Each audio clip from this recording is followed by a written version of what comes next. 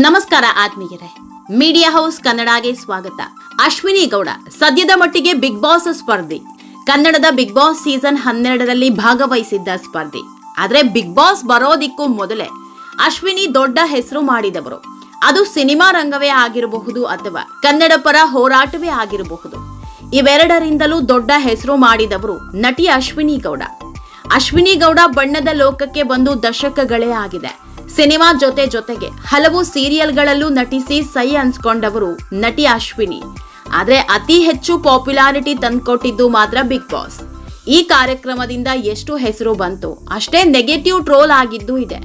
Ashwini Gowda Bigg Boss ಮನೆಯಲ್ಲಿದ್ದಾಗ ಯಾರೊಬ್ರಿಗೂ ಕ್ಯಾರೆ ಅಂತಿರ್ಲಿಲ್ಲ. ನನಗ್ ಹೇಗ್ ಬೇಕೋ ಹಾಗೆ ಇರೋದು ಅನ್ನೋ ಗತ್ತಲ್ಲೇ ಇಡೀ ಸೀಸನ್ ಮುಗಿಸಿದ್ರು. ಅದ್ರಲ್ಲೂ ಇವರ ಗಲಾಟೆ ಜಗಳಗಳು ಸಿಕ್ಕಾಪಟ್ಟೆ ಹೈಲೈಟ್ ಆಗ್ತಾ ಇತ್ತು. ಇದನ್ನೇ ಇಟ್ಕೊಂಡು ಹತ್ತಾರು ಮಂದಿ ಟ್ರೋಲ್ ಮಾಡಿದ್ರು. ಬಿಗ್ ಬಾಸ್ ಮುಗಿದ್ಮೇಲಂತೂ ಇದು ಡಬಲ್ ಆಗಿ ಹೋಗಿತ್ತು.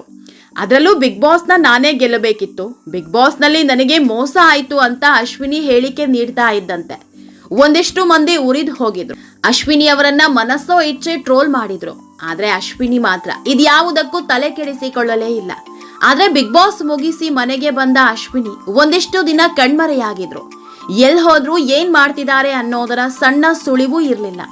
ಆ ಸಮಯದಲ್ಲಿ ಅಶ್ವಿನಿ ಏನ್ ಮಾಡ್ತಿದ್ದಾರೆ ಅನ್ನೋ ಪ್ರಶ್ನೆ ಹಲವರನ್ನ ಕಾಡ್ತಾ ಇತ್ತು. ಆದ್ರೆ ಅದಕ್ಕೆ ಉತ್ತರ ಸಿಕ್ಕಿರ್ಲಿಲ್ಲ.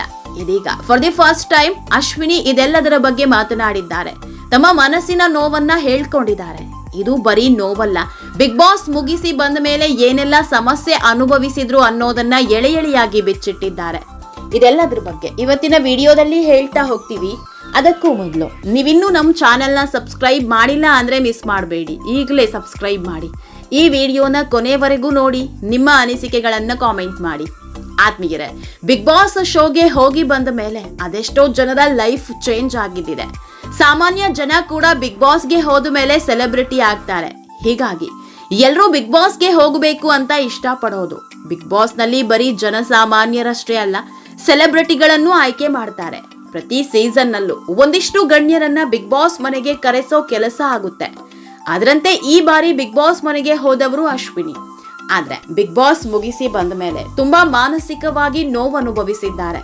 ಬಿಗ್ ಬಾಸ್ಗೆ ಹೋಗಿ ಬಂದ ಮೇಲೆ ಜನ ನನ್ನನ್ನ ನೋಡಿದ ರೀತಿ ಅಥವಾ ಈ ಟ್ರೋಲ್ಸ್ ಮಾಡಿದ್ದ ರೀತಿಯನ್ನ ಅಕ್ಸೆಪ್ಟ್ ಮಾಡ್ಕೊಳ್ಳೋದಿಕ್ಕೆ ತುಂಬಾ ಕಷ್ಟ ಆಯ್ತು. ನನ್ನಂತವಳಿಗೆ ಇದು ಈಸಿಯಾದ ಮಾತೇ ಅಲ್ಲ, ತುಂಬಾ ಹರ್ಟ್ ಆಯ್ತು. ನಾನು ಇವತ್ತಿಗೂ ಕೂಡ ನನ್ನ ಹೋರಾಟಗಳಿಂದ ಆಗಿರಬಹುದು, ನನ್ನ ವೈಯಕ್ತಿಕ ಬದುಕಾಗಿರಬಹುದು, ಯಾವುದಾದ್ರೂ ಒಂದು ಸುಮ್ಮನೆ ಫೋಟೋವನ್ನ ಸೋಷಿಯಲ್ ಮೀಡಿಯಾದಲ್ಲಿ ಹಾಕಬೇಕು ಅಂದ್ರೂ 10 ಬಾರಿ ಯೋಚಿಸ್ತೀನಿ. ಎಲ್ಲೂ ಒಂದು ಕೆಟ್ಟ ಕಾಮೆಂಟ್ ಬರಬಾರ್ದು ಅಂದ್ಕೊಳ್ಳೋಳು ನಾನು.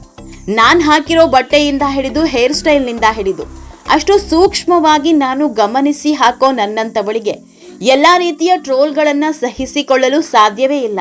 ಬಿಗ್ ಬಾಸ್ ಮನೆಗೆ ಹೋಗಿ ಹೊರ ಬಂದ ಮೇಲೆ ಇಡೀ ಜಗತ್ತು ನನಗೆ ಹೇಗೆ ಅನ್ಸ್ಬಿಡ್ತು ಅಂತಂದ್ರೆ ಸಂಪೂರ್ಣ ಡಿಫ್ರೆನ್ಸ್ ಅನ್ನಿಸಿ ಹೋಯ್ತು. ನಾನು ಮನೆಗೆ ಬಂದಾಗ 2 ದಿನ ಫೋನೇ ಕೊಡ್ಲಿಲ್ಲ. ಯಾಕೆ ಅಂತ ಹೇಳಲಿಲ್ಲ. ಆ ಬಳಿಕ ಫೋನ್ ನೋಡಿದಾಗ ಶಾಕ್ಗೆ ಒಳಗಾಗಿ ಬಿಟ್ಟೆ. ನಾನು ತುಂಬಾ ಅಪ್ಸೆಟ್ ಆದೆ. ಹೆಲ್ತ್ ತುಂಬಾ ಹಾಳಾಯ್ತು. 15 ದಿನ ತುಂಬಾ ತೊಂದರೆ ಪಟ್ಟೆ. ಡ್ರಿಪ್ಸ್ ಎಲ್ಲ ಹಾಕಿಸ್ಕೊಂಡು ಮಲಗಿದೆ. ಲೋ BP ಆಯ್ತು, ಡೆಂಗ್ಯೂ ಬಂತು ಅಂತ ಆ ಭಯಾನಕ ದಿನಗಳನ್ನ ನೆನಪಿಸಿಕೊಂಡಿದ್ದಾರೆ. ನನ್ನ ಬಗ್ಗೆ ನೆಗೆಟಿವ್ ಹಾಕಿರುವಂತಹ ಲಿಂಕ್ಗಳನ್ನ ನಾನು ಕಲೆಕ್ಟ್ ಮಾಡಿದ್ದೆ. ಅವೆಲ್ಲ ಸೇರಿದ್ರೆ 850 ಆಗಿದೆ. ಯಾವುದೋ ವಿಡಿಯೋ ತೆಗೆದು ಇನ್ನೇನನ್ನೋ ಸೇರಿಸಿ ಶೇರ್ ಮಾಡಿದ್ದಾರೆ. ನನ್ನ ಪರವಾಗಿ ಯಾರ್ಯಾರು ನಿಂತಿದ್ದಾರೋ ನಾನ್ ಸಾಯೋವರೆಗೂ ಅವರಿಗೆ ಯಾವತ್ತಿಗೂ ಚಿರಋಣಿಯಾಗಿದ್ದೇನೆ. ಇವತ್ತಿಗೂ ಒಂದೊಂದು ಮುಖಾನು ನನಗ್ ನೆನಪಿದೆ. ಯಾರ್ಯಾರು ನನ್ನ ಬಗ್ಗೆ ಟ್ರೋಲ್ ಮಾಡಿದ್ದಾರೆ, ಯಾರ್ಯಾರು ಕೆಟ್ಟದಾಗಿ ಮಾತನಾಡಿದ್ದಾರೆ ಅನ್ನೋದು ಗೊತ್ತಿದೆ. ಕೈಯಲ್ಲಿ ಸೌಟ್ ಹಿಡ್ಕೊಂಡಿರೋರು, ಹೂ ಕಟ್ತಾ ಇರೋರು, ಪೊರಕೆ ಹಿಡ್ಕೊಂಡು ಗುಡಿಸ್ತಾ ಇರುವವರು ಎಲ್ಲರೂ ಟ್ರೋಲ್ ಮಾಡಿದ್ದಾರೆ ಅಂತ ಬೇಸರ ವ್ಯಕ್ತಪಡಿಸಿದ್ದಾರೆ. ಆತ್ಮೀಯರೇ, ಈ ವಿಡಿಯೋ ನಿಮಗೆ ಇಷ್ಟವಾದಲ್ಲಿ ಲೈಕ್ ಮಾಡಿ, ಶೇರ್ ಮಾಡಿ, ಕಾಮೆಂಟ್ ಮಾಡಿ. ಇನ್ನೂ ನಮ್ಮ ಚಾನೆಲ್ನ ಸಬ್ಸ್ಕ್ರೈಬ್ ಮಾಡಿಲ್ಲ ಅಂದರೆ ಮಿಸ್ ಮಾಡಬೇಡಿ, ಈಗಲೇ ಸಬ್ಸ್ಕ್ರೈಬ್ ಮಾಡಿ.